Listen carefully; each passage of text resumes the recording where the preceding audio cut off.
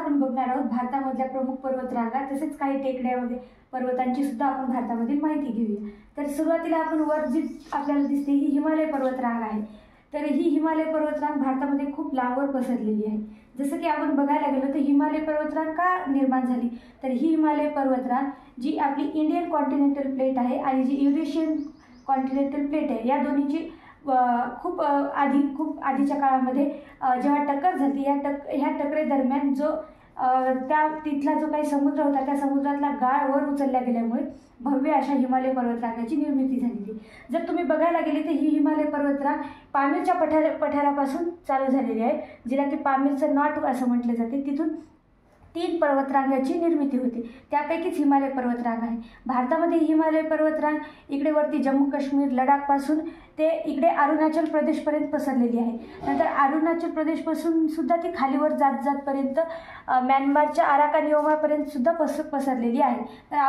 तर जर या हिमालय पर्वतरांगेमध्ये आपण बघायला गेलो तर ट्रान्स हिमालय आणि हिमालय असे 2 प्रकार पडतात।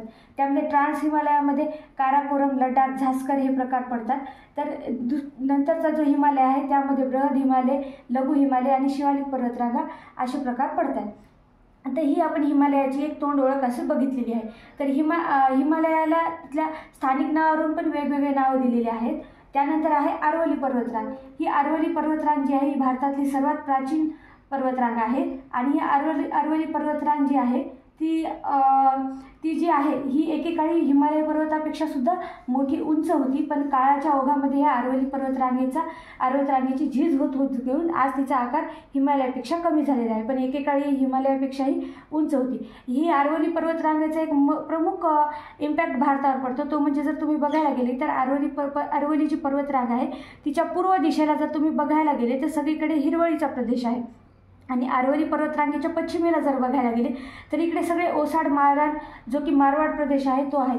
तसंच थारचे वाळवंट सुद्धा ह्याच्या पश्चिम साईडला आहे। तर असं एक 2 भागात विभाजन करणारी ही अरवली पर्वतरांग आहे। त्यानंतर तुम्ही जर इकडे गेलात तर इकडे नॉर्थ ईस्ट म्हणजे ईशान्य भागामध्ये जो हिमालय पसरलेला आहे आणि तो खाली असा नागालँड, मणिपूर, मिझोराम इकडून म्यानमारकडे पण पसरत गेलेला आहे। तर यामध्ये जर आपण बघायला गेलो तर मेघालयमध्ये काही हिल्स आहेत ज्या की टेकड्या आहेत, ज्याला आपण म्हणतो गारो खासी जयंतिया हिल्स म्हणतो।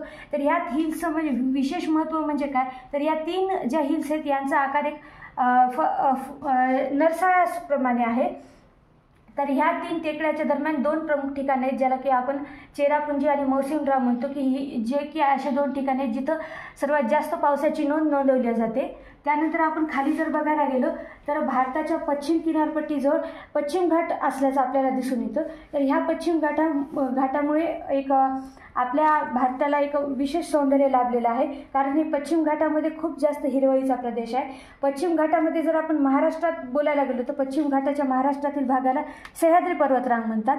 तसेच खाली जर आपण बघायला गेलो तर केरळ व कर्नाटकच्या साईडला तिकडे निलगिरी पर्वतरांग असे सुद्धा म्हटले जाते आणि या निलगिरी पर्वतरांगेच्या दरम्यानमध्ये खूप सारे राष्ट्रीय अभयारण्य, नॅशनल पार्क वगैरे असल्याचे आपल्याला बघायला मिळते। जसं की आपण बघायला गेलो तर पश्चिम घाटामुळे खूप साऱ्या नद्या ह्या निर्माण झालेल्या आहेत, म्हणजे ज्या पश्चिम घाटावरून नद्या वाहतात त्या सरळ जाऊन इकडे पूर्व साईडला जाऊन बंगालच्या उपसागरामध्ये मिळतात आणि ह्या नद्यामुळे आपल्या दक्षिण आणि मध्य भारताला बरंचसं पाणी उपलब्ध होते। आणि जर आपण बघायला गेलो की पश्चिम घाटावरून ज्या नद्या पश्चिम साईडला वाहतात त्या अतिशय छोट्या कमी लांबीच्या आहेत आणि ह्या नद्यासुद्धा महत्त्वाच्या आहेत। तर ही आपण आज बघितली थोडक्यात पर्वतरांगांची माहिती भारतातल्या।